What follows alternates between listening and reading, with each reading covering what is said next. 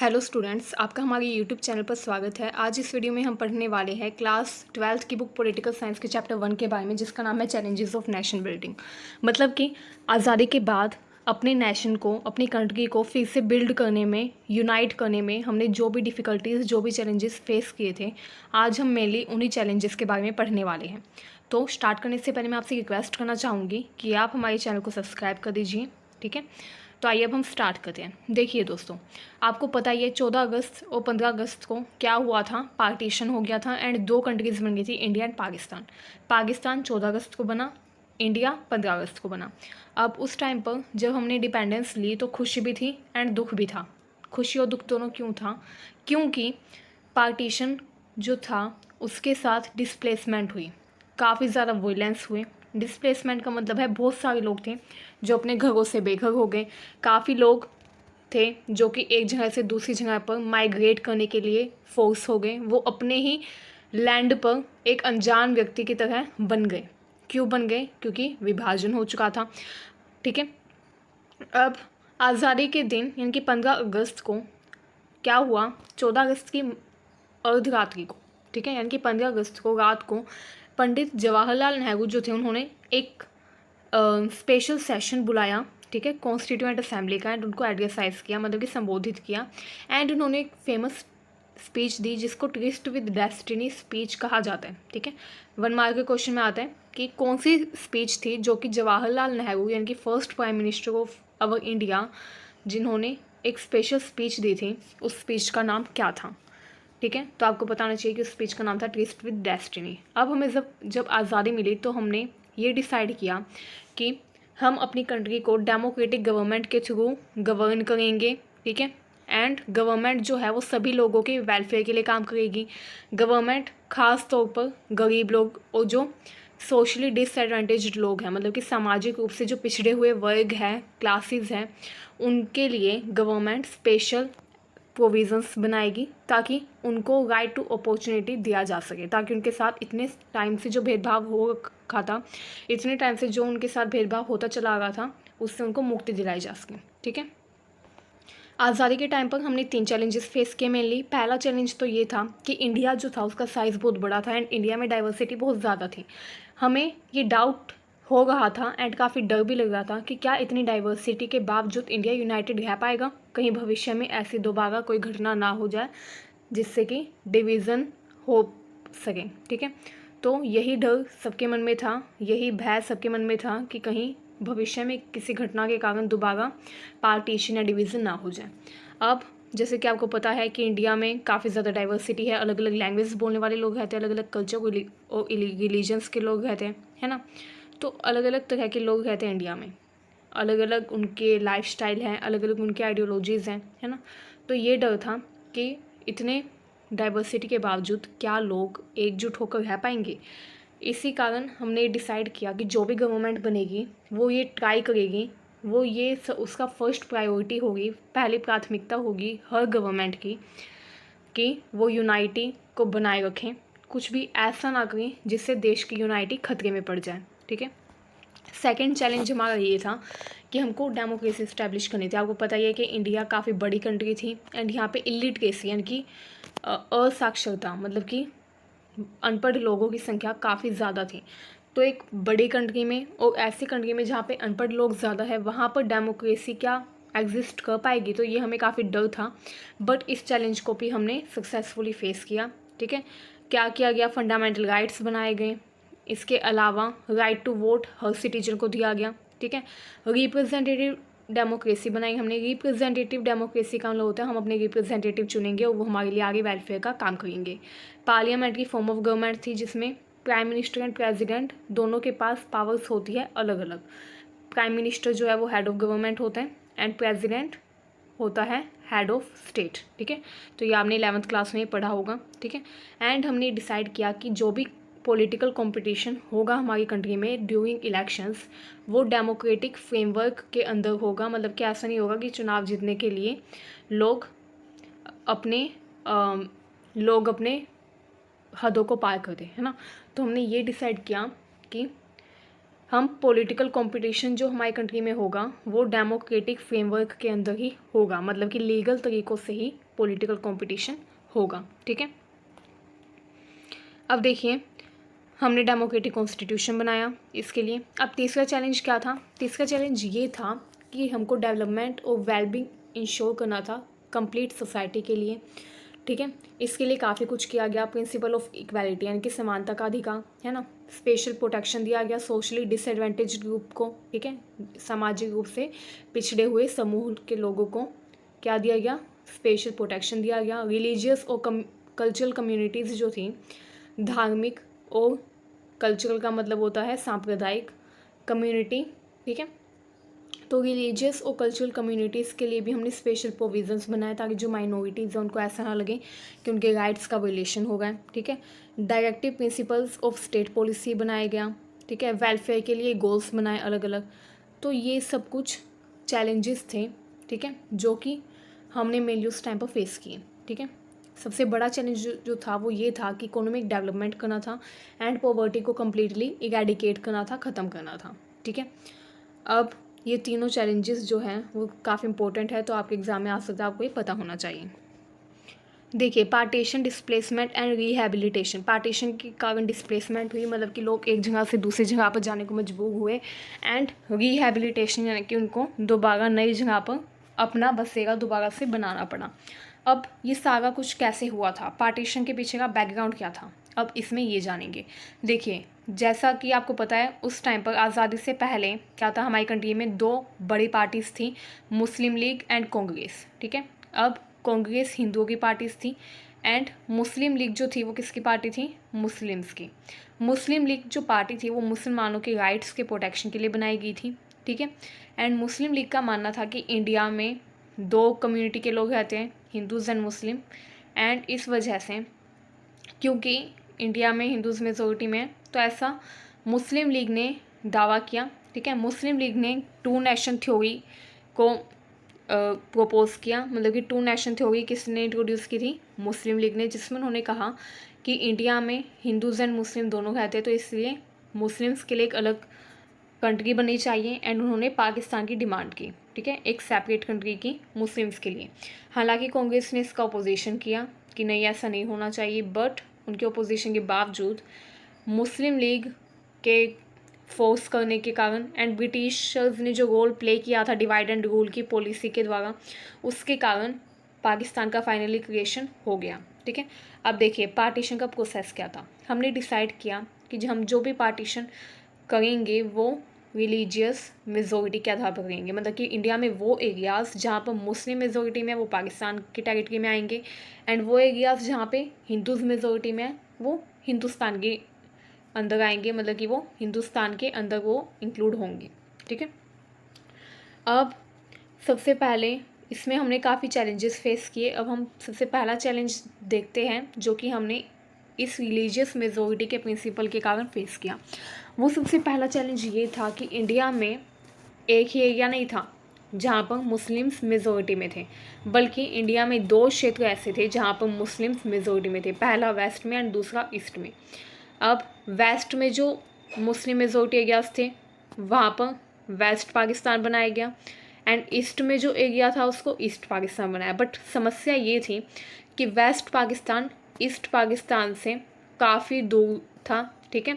And Indian territory को काफ़ी ज़्यादा पार करने के बाद ईस्ट पाकिस्तान आता था, है ना, तो इतना दूर था, तो इस वजह से ये डर था कि कहीं आगे कन्फ्लिक्ट ना हो जाए। देखिए, लिखा हुआ है west and east Pakistan separated by long expanse of Indian territory, मतलब कि पश्चिमी एंड पूर्वी जो पाकिस्तान थे वो अलग थे एक बड़े एक्सपेंशन के द्वारा इंडियन टेरिटरी के, ठीक है। इंडियन टेरिटरी यानी कि भारतीय क्षेत्र के बड़े एक्सपेंशन यानी कि प्रसार के कारण, ठीक है, वो क्या थे? अलग थे, वेस्ट एंड ईस्ट पाकिस्तान एक दूसरे से। अब दूसरा चैलेंज ये था कि सारी मुस्लिम मेजोरिटी जो थी, सारे मुस्लिम मेजोरिटी एरियाज़ जो थे वो पाकिस्तान में नहीं जाना चाहते थे, जैसे कि खान अब्दुल गफ्फार खान, ठीक है, जो कि एक अनडिस्प्यूटेड लीडर थे नॉर्थ वेस्टर्न फ्रंटियर प्रोविंस के, जिनको फ्रंटियर गांधी भी कहा जाता था। उन्होंने अपोज की टू नेशन थ्योरी, ठीक है। अब उन्होंने क्या किया, अपोजिशन किया टू नेशन थ्योरी का। थर्ड प्रॉब्लम क्या थी, थर्ड प्रॉब्लम ये थी कि मुस्लिम मेजॉरिटी प्रोविंसेस इंडिया में दो ऐसे थे जहाँ पर नॉन मुस्लिम भी मेजॉरिटी में थे। ठीक है, इंडिया में दो प्रोविंसेस ऐसे थे जहाँ पे मुस्लिम एंड नॉन मुस्लिम दोनों मेजॉरिटी में थे, वो थे पंजाब एंड बंगाल। तो ये डिसाइड किया गया कि पंजाब और बंगाल को बाइफर्केट किया जाएगा। ठीक है, रिलीजियस मेजॉरिटी के आधार पर, डिस्ट्रिक्ट और लोअर लेवल पर। ठीक है, एंड इस आधार पे जो बंगाल था वो east Bengal and west Bengal में डिवाइड हुआ, एंड पंजाब डिवाइड हुआ इसी तरीके से। ठीक है, पंजाब का एक हिस्सा जो था वो पाकिस्तान में चला गया एंड एक हिस्सा इंडिया में आ गया। ठीक है, सबसे बड़ी समस्या जो थी वो ये थी कि लाखों हिंदू और सिख जो थे वो माइनॉरिटी थे पाकिस्तान में, एंड लाखों की तादाद में जो मुस्लिम्स थे वो माइनॉरिटी थे इंडिया में। ठीक है, जिसके कारण उनको काफ़ी डर लग रहा था, क्योंकि आपको पता ही है कि काफ़ी डिस्प्लेसमेंट हुई, बट डिस्प्लेसमेंट के बावजूद काफ़ी लोग थे जो इंडिया छोड़कर, काफ़ी मुसलमान ऐसे थे जो इंडिया छोड़कर पाकिस्तान नहीं जा पाए, जिसके कारण वो यहाँ पे माइनॉरिटी में रह गए, जो कि सबसे बड़ी उस टाइम पर चैलेंज था। ठीक है, हमारे लिए चुनौती था। अब वो लोग जो सालों से अपनी ज़मीन पर रहते थे, जहाँ पर उनके एंसेस्टर्स रहते थे, वो ज़मीन उनके लिए अचानक से क्या हो गई थी, एक अनजान बन गई थी, एक अनजान ज़मीन बन गई थी उनके लिए। क्यों? Only due to partition. ठीक है, माइनॉरिटीज़ जो थी दोनों साइड में, उन पर हमले किए जा रहे थे, जो कि सबसे बड़ी समस्या थी। ठीक है, पहले ये माना गया कि ये टेम्पररी है एंड कुछ टाइम बाद सिचुएशन अपने आप कंट्रोल हो जाएगी, सही हो जाएगी, बट कुछ टाइम बाद भी सिचुएशन जब कंट्रोल नहीं हुई तो महात्मा गांधी ने इसके लिए काफ़ी धरना प्रदर्शन किया, काफ़ी जगह उन्होंने, काफ़ी प्लेसेस पर जा जाकर उन्होंने लोगों को समझाया, रैलियाँ की, है ना, जिससे काफ़ी हद तक वो सिचुएशन को कंट्रोल में कर पाए थे। अब देखिए कॉन्सिक्वेंस ऑफ पार्टीशन, पार्टीशन का परिणाम क्या हुआ। 1947 का जो ईयर था वो सबसे ज़्यादा डेंजरस ईयर माना जाता है। ठीक है, क्योंकि वर्ल्ड का सबसे बड़ा डिस्प्लेसमेंट जब हुआ था, सबसे बड़ा विभाजन, सबसे बड़ा विस्थापन, ठीक है, वो कब हुआ था, 1947 में हुआ था। अचानक ही हुआ था, अनप्लैन्ड था, एंड जो पॉपुलेशन थी उसका ट्रांसफ़र हुआ बहुत बड़ी संख्या में। ठीक है, माइनॉरिटीज़ दोनों साइड में थी। ठीक है, किलिंग एंड एट्रोसिटीज़, मतलब कि मार काट, अत्याचार दोनों साइड हो गए थे। लोगों को रिलीजन के नाम पर रूथलेसली यानी कि निर्दयतापूर्वक मारा जा रहा था, लूटा जा रहा था उनकी ही कम्युनिटी के द्वारा। ठीक है, लाहौर, अमृतसर और कोलकाता, ये जो स्टेट्स थे इनको कम्युनल जोन्स में डिवाइड किया गया, क्योंकि यहाँ पर ही सबसे ज़्यादा दंगे हुए थे, सबसे ज़्यादा वॉयलेंस हुए थे। ठीक है, मुस्लिम्स जो थे वो डर रहे थे हिंदूज़ और सिख के एरियाज़ में जाने से, एंड हिंदू और सिख डर रहे थे मुस्लिम वाले एरियाज़ में जाने में, है ना। तो काफ़ी ज़्यादा उस टाइम पर काफ़ी भयानक माहौल था। ठीक है, काफ़ी लोग थे जो फोर्स हुए अपना घर बार छोड़ने को, बॉर्डर को क्रॉस करके उनको जाना पड़ रहा था। कुछ लोग थे जो पैदल ही जा रहे थे, क्योंकि ट्रेन्स काफ़ी भर भर के जा रही थी, जिसके कारण उनको ट्रेन में काफ़ी दिक्कत आती थी, है ना। तो कई लोग ऐसे थे जो अपने घर को छोड़ कर पैदल ही चले गए बॉर्डर को क्रॉस करके, है ना। दोनों साइड माइनॉरिटीज़ जो थी वो ट्राई करी थी वो कि वो वहाँ से भाग जाए अपनी कंट्री में, है ना। एंड लोगों को अपना शेल्टर, अपना घर, सब कुछ छोड़कर रिफ्यूज़ी बनकर रिफ्यूज़ी कैंप में रहना पड़ रहा था, है ना। लोग अपने आप को काफ़ी अनहेल्पफुल मान रहे थे, क्योंकि लोकल एडमिनिस्ट्रेशन एंड जो पुलिस थी वो भी उनकी हेल्प नहीं कर रही थी, है ना। उस टाइम पे काफ़ी ज़्यादा कह सकते, काफ़ी बुरा उस टाइम पर देखने को मिल रहा था, काफ़ी बैड कंडीशन थी, है ना। लोगों को उनकी जर्नी के दौरान उन पर हमले किए जाते थे, ठीक है, मारा जाता था। महिलाओं के साथ काफ़ी बुरा व्यवहार किया जाता था, महिलाओं को किडनैप कर लेते थे, है ना। एंड उनको फोर्स करते थे कि वो उनसे शादी करके अपना रिलीजन चेंज करें, है ना। एंड काफ़ी ज़्यादा उस टाइम पर बैड कंडीशन थी कि आप इमेजिन भी नहीं कर सकते। ठीक है, बहुत सारे केसेस में क्या होता था, जो फैमिली मेम्बर्स होते थे वही अपने घर की महिलाओं को मार देते थे फैमिली ओनर को प्रिजर्व करने के लिए, ताकि उनकी घर की महिलाएं जाए वो दूसरे रिलीजन के लोगों के द्वारा ना किडनैप कर ली जाए, है ना। क्योंकि उस टाइम पे ऐसा काफ़ी ज़्यादा हो रहा था, काफ़ी ज़्यादा अपहरण किया जा रहा था महिलाओं का एंड उनसे फोर्सफुली शादी की जा रही थी, है ना। तो इस वजह से फैमिली ओनर को प्रिजर्व करने के लिए काफ़ी बच्चे थे जो कि अपने पेरेंट्स से सेपरेट हो गए, अलग हो गए, बिछड़ गए एंड कभी भी वो अपने पेरेंट्स से नहीं मिल पाए उसके बाद, क्योंकि उस टाइम पर इतना ज़्यादा भाग दौड़ का माहौल था। लोग ऐसे भाग रहे थे जैसे कि आपने कभी सोचा भी नहीं होगा, है ना। अब वो लोग जो अपना घर बार छोड़कर जा रहे थे उनको रिफ्यूज़ी कैंप में रहना पड़ रहा था। कभी कभी लोग 1 महीने रहते थे रिफ्यूज़ी कैंप में एंड कभी कभी उनको सालों तक रिफ्यूज़ी कैंप में ही गुजारने पड़े, क्योंकि उनके पास एक नई जगह पर, एक नई ज़मीन पर कुछ भी नहीं था कि वो अपना घर हो उनके पास, ऐसा कुछ नहीं था, है ना। तो उनको काफ़ी समस्या झेलनी पड़ी। अब काफ़ी लोग जो थे उनको यही नहीं पता था कि अब हमने बॉर्डर तो क्रॉस कर लिया लेकिन अब हम जाए कहाँ, है ना। तो रिफ्यूज़ी कैंप में ही उनको अपनी पूरी ज़िंदगी बितानी पड़ी।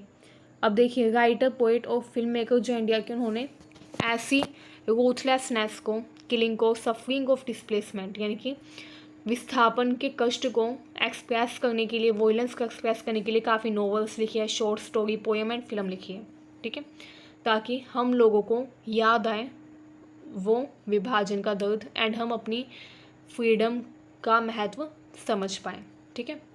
तो इस वजह से जो पार्टीशन था वो पार्टीशन सिर्फ कंट्री का नहीं था, वो पार्टीशन सिर्फ लोगों का नहीं था, बल्कि ये कहा जाता है that partition was a division of heart, मतलब कि वो दिलों का बंटवारा था, है ना।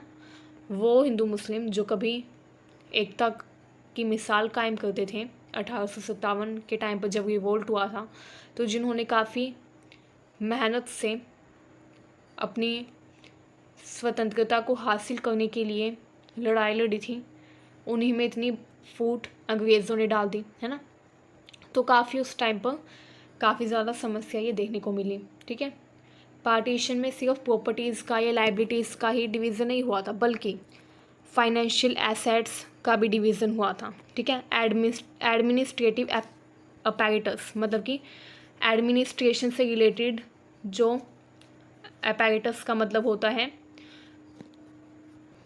उपकरण, ठीक है। अपैरेटस का मतलब होता है उपकरण।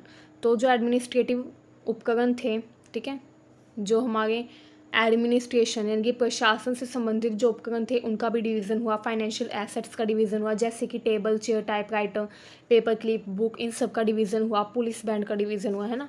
तो हर एक चीज़ डिवाइड हुई थी उस टाइम पर, ठीक है। काफ़ी ज़्यादा वॉयलेंट सेपरेशन था वो कम्युनिटीज़ का, ठीक है। 80 लाख लोग जो थे उनको माइग्रेट होना पड़ा, बॉर्डर को पार करके जाना पड़ा। 5 से 10 लाख लोग जो थे वो पार्टीशन रिलेटेड वॉयलेंस में मारे गए, है ना। इसके अलावा काफ़ी ज़्यादा स्ट्रेन था उस टाइम पे लोगों को, ठीक है। इंडियन नेशनल स्ट्रगल के जो लीडर थे वो टू नेशन थ्योरी में बिलीव नहीं करते थे, बट ब्रिटिशर्स की डिवाइड एंड रूल पॉलिसी के कारण एंड मुस्लिम लीग की ज़िद के कारण इंडिया का डिवीज़न करना पड़ा, है ना। मुस्लिम्स जो थे काफ़ी बड़ी संख्या में माइग्रेशन हुआ एंड मुस्लिम्स पाकिस्तान में चले गए, बट उनके जाने के बावजूद हमारी कंट्री में 12% जो पॉपुलेशन थी इंडिया में 1951 में जब जनगणना की गई, सेंसस किया गया, तो 12% जो टोटल पॉपुलेशन का 12% था वो मुस्लिम्स थे, ठीक है। मुस्लिम सिटीजन एंड बाकी रिलीजियस माइनॉरिटीज़, ठीक है, वो भी हमारी कंट्री में थी, जैसे कि Sikh, Christian, Jain, Buddhist, Parsi and juice, ठीक है। पार्टीशन ने काफ़ी ज़्यादा कन्फ्लिक्ट क्रिएट कर दिए थे दोनों कम्युनिटीज़ में, हिंदू एंड मुस्लिम्स में, ठीक है। मुस्लिम लीग को फॉर्म किया गया था आज़ादी से पहले। मुस्लिम लीग को कब बनाया गया था? आज़ादी से पहले। क्यों बनाया गया था? प्रोटेक्ट करने के लिए मुस्लिम्स के हितों को, ठीक है। बट उस टाइम पर ये नहीं सोचा था कि ये जो मुस्लिम लीग को हम बना गए हैं एंड ये जो मुस्लिम लीग बनाई गई है ये आगे चलकर एक सेपरेट कंट्री की भी डिमांड कर सकती है। उस टाइम पर ऐसा किसी ने भी नहीं सोचा था, क्योंकि उस टाइम पर हिंदूज़ एंड मुस्लिम्स एक साथ यूनाइटेड होकर रहते थे, ठीक है। अब हिंदूज़ एंड मुस्लिम की यूनाइटी के बावजूद ये डिवीज़न हुआ, जो कि काफ़ी भयानक डिवीज़न था पूरे वर्ल्ड का अब तक। हमें बताया गया है कि 15 अगस्त 1947 के दिन जब वॉयलेंस हो गए थे इंडिया के अलग अलग भागों में, जब दंगे हो गए थे, तो महात्मा गांधी जी ने कैसे उस सिचुएशन को कंट्रोल किया था। देखिए, 15 अगस्त 1947 को इंडिया में कई जगह पर दंगे हो गए थे एंड कई जगह पर सेलिब्रेशन हो गए थे, बट महात्मा गांधी ने किसी भी सेलिब्रेशन में पार्ट नहीं लिया। उन्होंने कोलकाता में जाना ज़रूरी समझा, क्योंकि उस टाइम पर वहाँ पर बहुत ही ज़्यादा गंभीर रूप से रायोट्स यानी कि दंगे हो गए थे हिंदू एंड मुस्लिम्स के बीच में। एंड वो काफ़ी दुखी हो गए थे ये देखकर कि उन्होंने जो अहिंसा एंड सत्याग्रह का प्रिंसिपल दिया था, जिस प्रिंसिपल के अकॉर्डिंग वो अपनी पूरी ज़िंदगी चले थे, उस प्रिंसिपल का अब लोगों ने ख्याल नहीं किया था। लोग अब उस प्रिंसिपल को नॉन वायलेंस यानी कि अहिंसा एंड सत्याग्रह को भूल गए थे, है ना। एंड जो लोग थे वो इतनी डिफ़िकल्ट सिचुएशन में यूनाइटेड होने की बजाय क्या कर रहे थे, लड़ाई झगड़ा कर रही थी। इस वजह से गांधी जी को काफ़ी ज़्यादा दुख हुआ। गांधी जी जो थे उन्होंने काफ़ी कोशिश की हिंदू एंड मुस्लिम्स को मनाने के लिए, परस्यूएड यानी कि मनाना, उनको काफ़ी कोशिश की समझाने की कि वो वॉयलेंस को त्याग दे, गिव अप कर दें। एंड उनकी जो प्रेजेंस थी कोलकाता में, उसने काफ़ी हद तक इम्प्रूव किया कोलकाता के सिचुएशन को। सिर्फ कोलकाता ही नहीं था जहाँ पे वॉयलेंस हो गए थे, बल्कि काफ़ी एरियाज थे जैसे दिल्ली एंड अमृतसर, ठीक है। उस आज़ादी के टाइम पर वहाँ पर भी काफ़ी बड़ी तादाद में वॉयलेंस हुआ, मारपीट हुई, है ना, मारकाट। तो ये काफ़ी भयंकर सिचुएशन उस टाइम पर थी, ठीक है। गांधी जी जब भी कहीं पर जाते थे सिचुएशन को कंट्रोल करने के लिए, तो वो लोगों के एक बड़े समूह को भाषण देते थे एंड वो लोगों से प्रे करते थे कि आप अब इन वॉयलेंस के रास्तों को छोड़ दीजिए एंड अहिंसा नॉन वायलेंस को एडॉप्ट कीजिए, क्योंकि नॉन वायलेंस के ज़रिए ही हम यूनाइटेड हो सकते हैं फिर से। गांधी जी जो थे वो इक्वली कंसर्न थे हिंदूज़ एंड मुस्लिम्स के लिए, यानी कि जितनी फिक्र उनको हिंदूज़ की थी उतनी ही उनको मुस्लिम्स की भी थी। गांधी जी पहले कोलकाता गए, उसके बाद वो दिल्ली गए, पहले कोलकाता एंड देन दिल्ली। दिल्ली जब वो आए तो वहाँ पर भी लार्ज स्केल वॉयलेंस हो गए थे एंड गांधी जी ने वहाँ पर जाकर हिंदुओं को समझाने की कोशिश की कि अब वो वॉयलेंस को गिव अप कर दे एंड मुस्लिम्स जो है उनको अपनी कंट्री में शांतिपूर्ण ढंग से डिग्निटी के साथ, यानी कि अपनी गरिमा बनाए रखने के साथ जाने दें, ठीक है। गांधी जी ने क्या रिक्वेस्ट की लोगों से, उन्होंने लोगों को समझाया कि वो मुस्लिम्स को अपनी कंट्री में डिग्निटी के साथ जाने दें, ठीक है। इसके अलावा इंडियन गवर्नमेंट जो थी उस टाइम पे, इंडियन गवर्नमेंट अपनी जो उसने फाइनेंशियल कमिटमेंट की थी, मतलब कि उसने जो कमिटमेंट की थी कि वो इतने पैसे पाकिस्तान को देंगे पार्टीशन के बाद, उस पर इंडियन गवर्नमेंट अमल नहीं कर रही थी। मतलब कि इंडियन गवर्नमेंट पाकिस्तान को पैसे देने के लिए उस टाइम पर राज़ी नहीं थी, बट गवर्नमेंट के इस फैसले का गांधी जी ने आपत्ति जताई एंड गांधी जी ने उनको कहा कि नहीं, ये गलत होगा अगर आप अपने कमिटमेंट से हट जाएंगे तो। एंड उन्होंने उससे कहा कि आपको अपनी फाइनेंशियल कमिटमेंट जो आपने पाकिस्तान के साथ किया है वो करनी ही चाहिए। तो इससे पता चलता है कि Gandhi ji Hindus and Muslims दोनों के लिए इक्वल कंसर्न थे, ठीक है। अब जनवरी 1948 तक जो सिचुएशन थी वो काफ़ी भयानक रही थी हमारी कंट्री की, ऑल ओवर इंडिया की, क्योंकि ऐसे ही रायोट्स होते रहते थे जगह जगह पर। एंड गांधी जी के परस्यूएड करने पर, समझाने पर जो गवर्नमेंट थी वो मान गई थी पाकिस्तान को उसका हिस्सा देने के लिए, ठीक है। एंड उसने पाकिस्तान को उसके जो फाइनेंशियली उसने जो कमिटमेंट की थी, पाकिस्तान के साथ फाइनेंशियली जो कमिटमेंट की थी उसको फुलफ़िल किया एंड पाकिस्तान को उसके ड्यूज़ दिए। अब देखें, गांधी जी ने जो एक्शन लिया था, जो उन्होंने मुस्लिम्स की मदद की थी, उसकी सभी ने तारीफ़ नहीं की, बल्कि हमारी कंट्री में कुछ एक्सट्रीमिस्ट थे जिनको ये बिल्कुल भी अच्छा नहीं लगा कि गांधी जी मुस्लिम्स के लिए काम करें। एंड वो सोच रहे थे कि गांधी जी जो है वो मुस्लिम्स के फेवर में हैं एंड इस वजह से उन्होंने क्या किया, उन्होंने गांधी जी को मारने के लिए काफ़ी ज़्यादा कोशिशें की, ठीक है। गांधी जी को पता चल गया था कि उनको मारने का, उनका मर्डर करने का प्रयास किया जा रहा है, बट स्टिल गांधी जी ने सिक्योरिटी लेने के से मना कर दिया, इनकार कर दिया, ठीक है। एंड वो बिना डरे अपना काम करते गए। अब हिंदू एक्सट्रीमिस्ट जो थे उन्होंने काफ़ी अटैम्प्ट किए गांधी जी के असैसिनेशन के लिए, उनको जान से मारने के लिए, बट गांधी जी ने आर्म्ड प्रोटेक्शन यानी कि सेना का सुरक्षा कवच लेने से मना कर दिया। ठीक है, 30 जनवरी 1948 को क्या हुआ, एक एक्सट्रीमिस्ट था, कट्टरपंथी जिसे कहा जाता है, नाथूराम विनायक गोडसे। उन्होंने क्या किया, जब गांधी जी दिल्ली में अपनी इवनिंग प्रेयर के दौरान लोगों को एक्सरसाइज कर रहे थे, तो उस टाइम पर नाथूराम गोडसे आए एंड उन्होंने गांधी जी को 3 गोलियां मार दी, जिसके कारण गांधी जी इंस्टेंटली मारे गए। एंड इस तरह एक लाइफ लॉन्ग स्ट्रगल का अंत हो गया, एक स्ट्रगल का अंत हो गया जो कि truth, non violence and justice के लिए था। ठीक है, गांधी जी जो थे, उनकी डेथ की जो खबर थी वो ऑल ओवर इंडिया में आग की तरह फैली, जैसे कि जंगल में आग लगती है और वो फैलती है, उसी तरीके से लोगों को काफ़ी दुख हुआ एंड इसका एक मैजिकल इफेक्ट पहुंचा कम्युनल सिचुएशन के ऊपर हमारी कंट्री में। ठीक है, हमारी कंट्री की कम्युनल सिचुएशन को इसने सुधार दिया।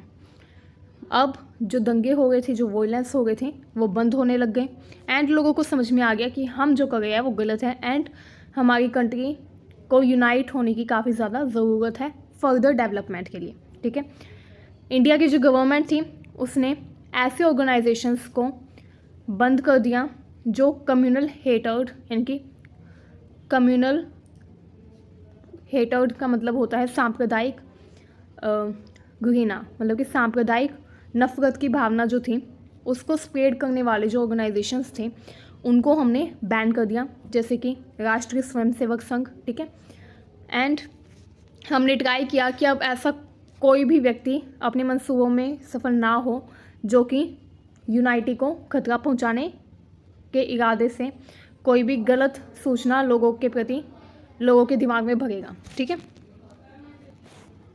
इस तरह से हमने डिसाइड किया कि हर वो व्यक्ति जो कम्युनल वॉयलेंस को फैलाने की कोशिश करेगा उसको सज़ा दी जाएगी एंड इसी तरीके से हमने ऑर्गेनाइजेशंस को बैन कर दिया।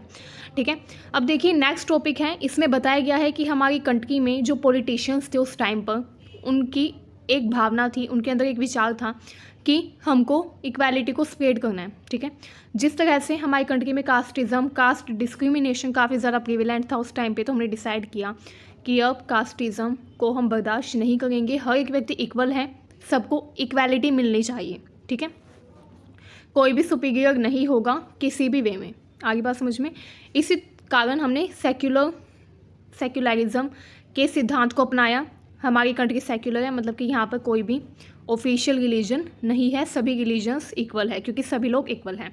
नेक्स्ट आता है इंटीग्रेशन ऑफ प्रिंसली स्टेट। अब देखिए प्रिंसली स्टेट का इंटीग्रेशन कैसे किया, क्योंकि आपको पता ही है कि ब्रिटिश इंडिया डिवाइड था प्रिंसली स्टेट में एंड प्रोविंसेस में। ठीक है, ब्रिटिश इंडिया में जो प्रोविंसेस थे वो डायरेक्टली कंट्रोल किए जाते थे ब्रिटिशर्स के द्वारा एंड जो प्रिंसली स्टेट थे वहाँ पर राजा महाराजा का शासन चलता था। तो उस टाइम पे क्या था, जो ब्रिटिशर्स थे वो प्रोविंसेस को तो डायरेक्टली कंट्रोल करते थे एंड जो प्रिंसली स्टेट थे वहाँ पर वो केवल फॉरेन अफेयर्स को ही हैंडल करते थे एंड जो इंटरनल अफेयर होते थे वो प्रिंस या राजा जो होते थे उस प्रिंसली स्टेट के वो हैंडल करते थे। मतलब कि जो राजा होते थे प्रिंसली स्टेट के, जो किंग होते थे, वो एक्सेप्ट करते थे ब्रिटिश सुप्रीमेसी को एंड वो सिर्फ इंटरनल अफेयर्स को ही, इंटरनल पावर्स को ही इंजॉय करते थे। जो बाकी पावर्स थी, जो फॉरेन अफेयर्स को संभालने की पावर थी वो ब्रिटिशर्स के पास थी, प्रिंसली स्टेट की भी। इसको पैरामाउंटसी या सुजरेनिटी ऑफ ब्रिटिश क्राउन कहा जाता था। ठीक है, प्रिंसली स्टेट हमारी इंडिया का 1/3 जो लैंड था वो कवर करते थे। उस टाइम पर 565 प्रिंसली स्टेट्स थे एंड प्रॉब्लम तब हुई जब ब्रिटिशर्स ने जाते जाते ये अनाउंस कर दिया कि अब प्रिंसली स्टेट जो है वो फ्री है, या तो वो इंडिया के साथ इंक्लूड हो या वो पाकिस्तान के साथ इंक्लूड हो या फिर वो अपनी एक नई कंट्री बनाए।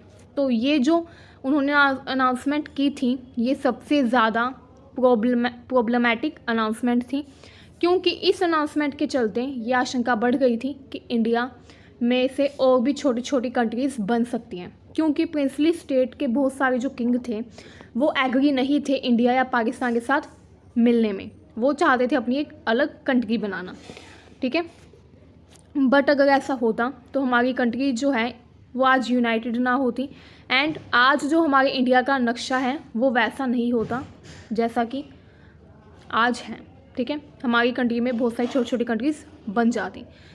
बट इस सिचुएशन को, इस प्रॉब्लम को सॉल्व करने का काम किया अटल बिहारी, इस प्रॉब्लम को सॉल्व करने का काम किया सरदार वल्लभ भाई पटेल ने। ठीक है, किसने? सरदार वल्लभ भाई पटेल ने।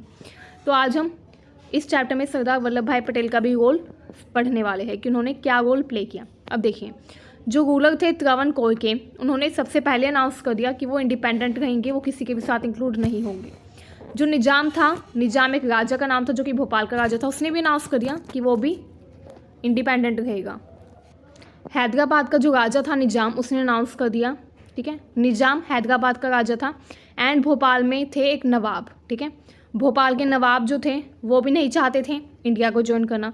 तो इस तरह से काफ़ी ज़्यादा समस्या बढ़ गई कि अगर ये सभी इंडिया में इंक्लूड नहीं हुए तो हमारी कंट्री बहुत सारी छोटी छोटी कंट्रीज़ में डिवाइड हो जाएगी। ठीक है, तो इस प्रॉब्लम को सॉल्व करने का काम किया सरदार वल्लभ भाई पटेल ने, जो कि इस टाइम पर एक्टिंग प्राइम मिनिस्टर थे। ठीक है, इंडिया के डेप्यूटी प्राइम मिनिस्टर भी थे, होम मिनिस्टर भी थे। ठीक है, कौन? सरदार वल्लभ भाई पटेल। अब देखिए उनका क्या रोल था इसमें। उन्होंने काफ़ी अहम किरदार निभाया इस प्रॉब्लम को सॉल्व करने में। ठीक है, क्योंकि काफ़ी कॉम्प्लिकेटेड टास्क था जिसमें काफ़ी ज़्यादा स्किल्स की ज़रूरत थी, है ना, क्योंकि आपको पता ही है कि उस टाइम पर डाइवर्सिटी बहुत ज़्यादा थी। एंड जो राजा महाराजा थे उन्होंने साफ इनकार कर दिया था कि हम ही यहाँ पर रूल करेंगे, है ना, एंड हम ना इंडिया में इंक्लूड होंगे ना पाकिस्तान में। तो इस कारण काफ़ी ज़्यादा समस्या बढ़ गई। अगर उस टाइम पर सरदार वल्लभ भाई पटेल सिचुएशन को कंट्रोल ना करते तो आज के टाइम में जो उड़ीसा है उसमें 26 छोटी छोटी कंट्रीज़ होती। ठीक है, जो गुजरात है वहाँ पे 14 बड़ी कंट्रीज़ होती एंड 119 कंट्रीज़ कुल मिलाकर बन जाती अगर उस टाइम पर इंडिया को यूनाइट करने का काम सरदार पटेल ना करते। अगर सरदार पटेल उस टाइम पर जो राजा थे उनको, जो किंग थे उनको ना एग्री करते तो। ठीक है, गवर्नमेंट ने क्या अप्रोच अपनाई। अब देखिए, people of most of princely state clearly wanted to become part of Indian union, क्योंकि गवर्नमेंट को ये बात पता चल गई थी कि प्रिंसली स्टेट जो है वहाँ के सिर्फ राजा राजी नहीं है इंडिया में इंक्लूड होने में, बट वहाँ की जो जनता है, जो प्रजा है, जो लोग हैं वहाँ पर, वो एग्री है इंडिया के साथ मिलने में। ठीक है, तो उन्होंने इस चीज़ का फ़ायदा उठाया, यूज़ किया इस चीज़ को। इसके अलावा गवर्नमेंट ने क्या किया, डिसाइड किया कि वो शुरुआत में जो किंग है उनको थोड़ी बहुत ऑटोनॉमी देंगे। ठीक है, वो किंग को थोड़ी बहुत ऑटोनॉमी देंगे, क्योंकि अगर वो किंग को ऑटोनॉमी देंगे तो किंग जो है वो लालच में आकर इंडिया के साथ इंक्लूड हो जाएंगे। एंड उन्होंने एक इंस्ट्रूमेंट ऑफ असेशन बनाया एंड उसमें उन्होंने ये कहा कि अगर वो उस इंस्ट्रूमेंट ऑफ असेशन को, अगर रूलर्स उस इंस्ट्रूमेंट ऑफ असेशन को साइन कर देते हैं तो वो इंडिया का पार्ट बन जाएंगे।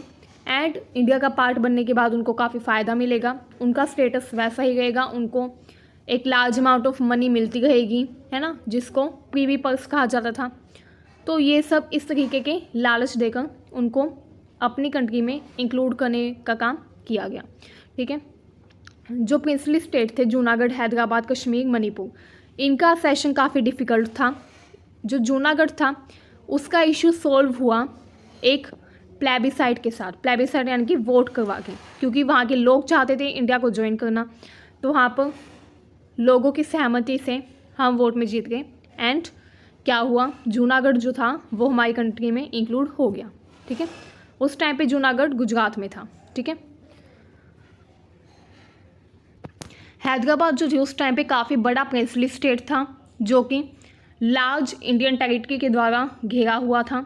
एंड हैदराबाद जो था वहाँ का जो रूलर था वो इंडिया के ही नहीं बल्कि वर्ल्ड के सबसे अमीर आदमियों में शामिल था। वहाँ का जो रूलर था वो था निजाम, उसने टाइटल ले रखा था निजाम का एंड वो काफ़ी रिच था, काफ़ी अमीर था। ठीक है, उस टाइम पे जो हैदराबाद था उसमें महाराष्ट्र, कर्नाटक एंड आंध्र प्रदेश का हिस्सा भी इंक्लूड था। इस वजह से ये जो हैदराबाद था ये उस टाइम पर काफ़ी बड़ा था।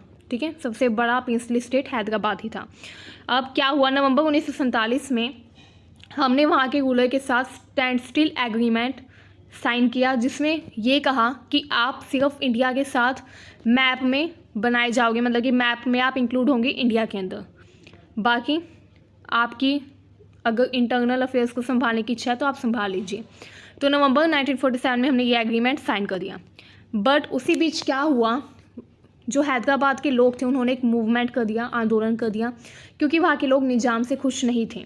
ठीक है, स्पेशली जो पीसेंट्री थी तेलंगाना की, उन्होंने काफ़ी विरोध किया। ठीक है, क्योंकि वहाँ के जो किसान थे, पीसेंट्री जो थी, वो निज़ाम के ऑपरेशन से काफ़ी ज़्यादा परेशान थे। निज़ाम उनके ऊपर काफ़ी ज़्यादा ऑपरेशन करता था, उनको काफ़ी सप्रेस करता था। ठीक है, इसलिए लोगों ने काफ़ी बड़ी संख्या में मूवमेंट किया।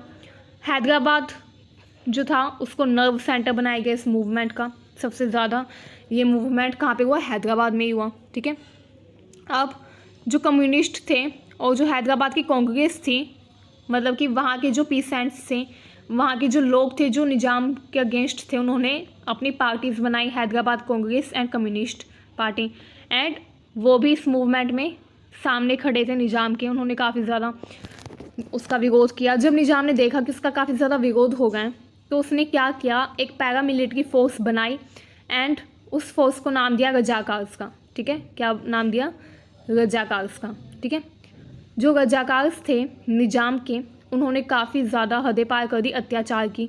उन्होंने लोगों को मारा पीटा, उनको लूटा एंड उनका मर्डर किया। महिलाओं के साथ उन्होंने बदसलूकी की, है ना। एंड उन्होंने मेनली टारगेट किया नॉन मुस्लिम्स को, क्योंकि निज़ाम मुस्लिम था एंड इसलिए उसने मेनली किसको टारगेट किया, नॉन मुस्लिम लोगों को। ठीक है, ताकि जो मुस्लिम लोग हैं वो उसके फेवर में हो। अब जो नॉन मुस्लिम्स थे वहाँ के, वो मेजोरिटी में थे। अब उन्हीं के ऊपर अत्याचार हुआ था, तो उन्होंने इसका विरोध किया। इंडियन गवर्नमेंट से, सेंट्रल गवर्नमेंट से उन्होंने मदद मांगी एंड सेंट्रल गवर्नमेंट फाइनली इस सिचुएशन को टैकल करने के लिए आ गई। सितंबर 1948 में इंडियन आर्मी जो थी उसने क्या किया, वो हैदराबाद आई और निज़ाम की फोर्सेस को हरा दिया। काफ़ी दिनों तक लगातार युद्ध चला एंड निज़ाम ने उसके बाद लास्ट में सरेंडर कर दिया। इस तरीके से हैदराबाद इंडिया में इंक्लूड हो गया। मणिपुर जो था ये भी ऐसे इंक्लूड हुआ। मणिपुर का राजा था बोधचंद्र सिंह। ठीक है, उसने इंस्ट्रूमेंट ऑफ सेशन साइन कर दिया इंडियन गवर्नमेंट के साथ इस एश्योरेंस पर कि मणिपुर की इंटरनल ऑटोनॉमी जो है वो इंडियन गवर्नमेंट हैंडल नहीं करेगी। उसको यह एश्योरेंस दिया गया कि इंटरनल ऑटोनॉमी आपको ही मिलेगी, इंटरनल अफेयर्स को आप ही देखेंगे, बट हम सिर्फ आपके स्टेट के डिफेंस एंड आपके स्टेट की बाकी ज़रूरतों को देखेंगे। क्या कहा उन्होंने कि हम सिर्फ आपके स्टेट के डिफेंस और फॉरेन अफेयर्स को ही देखेंगे, उसी के लिए काम करेंगे, इंटरनल ऑटोनॉमी आपको दी जाएगी। इस विश्वास पर मणिपुर की गवर्नमेंट से इंस्ट्रूमेंट ऑफ सेशन हमने साइन करवा लिया। अब वहाँ के लोगों का विरोध होने लगा कि हमको इलेक्शंस करवाने हैं। तो क्या हुआ, महाराजा बोधचंद्र जो थे उन्होंने मणिपुर में इलेक्शन करवाया जून 1948 में। ठीक है, सबसे पहले किसी कंट्री में सबसे पहले ये क्वेश्चन आता है कि सबसे पहले हमारी कंट्री इंडिया में इलेक्शन कौन से स्टेट में हुए, तो वो हुए थे मणिपुर में। ठीक है, यूनिवर्सल एडल्ट फ्रेंचाइज के अकॉर्डिंग ही हुए थे, सभी को वोट देने का अधिकार मिला था। अब देखिए, जो लेजिस्लेटिव असेंबली थी मणिपुर की वो काफ़ी शार्प थी डिफेंसेस को लेकर। ठीक है, एंड जब उनको पता चला कि जो राजा बोधचंद्र है उन्होंने इंडिया के साथ मर्ज होने के लिए इंस्ट्रूमेंट ऑफ सेशन साइन कर दिया है, तो उसका काफ़ी ज़्यादा विरोध किया गया एंड जो राजा बोधचंद्र थे उन्होंने काफ़ी ज़्यादा उसका विरोध किया कि उसने ये एग्रीमेंट क्यों साइन किया। बट गवर्नमेंट ऑफ इंडिया जो थी वो पहले ही काफ़ी सफल हो चुकी थी मर्जर एग्रीमेंट साइन करवाने में। सितंबर 1949 में हमने ये एग्रीमेंट साइन करवा लिया था। ठीक है, जिसके कारण काफ़ी ज़्यादा गुस्सा और रिसेंटमेंट वहाँ के लोगों में और लेजिस्लेटिव असेंबली में देखने को मिली थी। नेशन बिल्डिंग का जो प्रोसेस था वो सिर्फ पार्टीशन के साथ और प्रिंसली स्टेट के इंटीग्रेशन के साथ ही ख़त्म नहीं हुआ था, बल्कि एक और चैलेंज था जो हम फेस कर गए थे उस टाइम पे, वो था स्टेट्स की इंटरनल बाउंड्रीज़ को ड्रॉ करना। ठीक है, स्टेट्स की इंटरनल बाउंड्रीज़ को ड्रॉ करना। आज़ादी से पहले ब्रिटिशर्स ने बाउंड्री जो थी वो एडमिनिस्ट्रेटिव तरीके से बनाई थी, अपने एडमिनिस्ट्रेशन को ध्यान में रखकर, अपने एडमिनिस्ट्रेशन के कन्वीनियंस के लिए उन्होंने बाउंड्रीज कुछ भी बना दी थी ब्रिटिशर्स ने। बट अब हमको परमानेंटली नई तरीके से एडमिनिस्ट्रेटिव कन्वीनियंस को ध्यान में रखकर एंड एक ऐसी बाउंड्रीज क्रिएट करनी थी जो कि आगे तक रह सके। ठीक है, तो सबसे बड़ा चैलेंज था। हमने क्या किया, आज़ादी से पहले जब नागपुर सेशन हुआ था कांग्रेस का 1920 में, तो पहले ही डिसाइड हो चुका था कि इंडिया के जो स्टेट्स बनेंगे वो लैंग्वेज के आधार पर बनेंगे। बट लैंग्वेज के आधार पे हमने इसलिए नहीं बनाया क्योंकि आज़ादी के टाइम पर काफ़ी ज़्यादा वॉयलेंस हो गए थे, एंड हमें डर था कि अगर हमने लैंग्वेज के आधार पर स्टेट्स को बनाया तो कहीं सिचुएशन और भी ज़्यादा भयानक ना हो जाए, तो इसलिए हमने लैंग्वेज के आधार पर अपने स्टेट्स को नहीं बनाया। ठीक है, पार्टीशन के कारण जो हमारे डिसीज़न थे वो चेंज हो गए। ठीक है, पार्टीशन के कारण हमने अपने डिसीज़न चेंज कर लिए। लीडर्स जो थे उन्होंने फील किया कि लैंग्वेज के कारण और भी ज़्यादा डिसरप्शन हो सकता है, लोगों के बीच में और भी ज़्यादा मतभेद हो सकते हैं। ठीक है, बट सबसे पहला स्टेट हमको लैंग्वेज के आधार पर बनाना पड़ा आंध्र प्रदेश जो था। ठीक है, आंध्र प्रदेश ऐसा स्टेट था जिसको लैंग्वेज के आधार पर सबसे पहले बनाया गया था। अब क्यों बनाया गया था वो पढ़िए। देखिए, मूवमेंट होना स्टार्ट हो गया। ठीक है, जो पोती श्रीरामुलु थे वो एक कांग्रेस लीडर थे और एक गांधीयन थे, गांधी जी के सहयोगी समर्थक थे। ठीक है, विटगन यानी कि समर्थक, गांधी जी के समर्थक थे। वो एक अनिश्चितकालीन उपवास पर चले गए। 56 दिनों तक उन्होंने कुछ भी नहीं खाया, एंड उन्होंने कहा कि हम चाहते हैं कि आंध्र प्रदेश बनाया जाए। ठीक है, तेलुगु लैंग्वेज के आधार पर आंध्र प्रदेश को बनाया जाए। अब 56 दिनों के बाद जब उनकी डेथ होगी फास्ट करने के कारण, भूखा रहने के कारण, तो लोग जो थे वो काफ़ी ज़्यादा बौखला गए, काफ़ी वॉयलेंस होने स्टार्ट हो गए। आंध्र प्रदेश के हर रीजन में, हर क्षेत्र में बहुत ज़्यादा दंगे हुए। ठीक है, लोग जो थे वो गलियों में निकल गए बड़ी संख्या में, एक दूसरे पर पत्थरबाजी, एंड ये सब काफ़ी भयानक उस टाइम पे माहौल रहा।